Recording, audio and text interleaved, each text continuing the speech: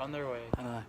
Hey everybody, how's it going? Look who I have with me. It's Andrew. Andrew just hung his license at our office, and we're great to have. We're so lucky to have him. So, Andrew, we're here at an open house today. Why don't you tell them what we got? So we got a house here for 3-bed, 2.5 bath, 636 on Cypress Point, right off of Woodruff.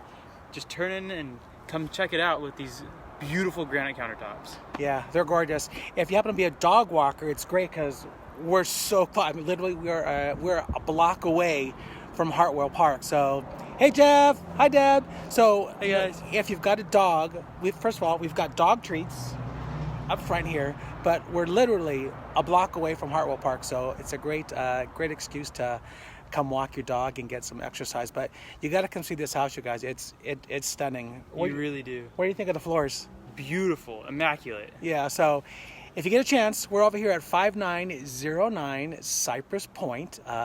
Give us a visit and bring coffee. Do you want a coffee? No, I'm good, thank you. I like an iced coffee, sweetened and whole milk. All right. See you guys. Bye.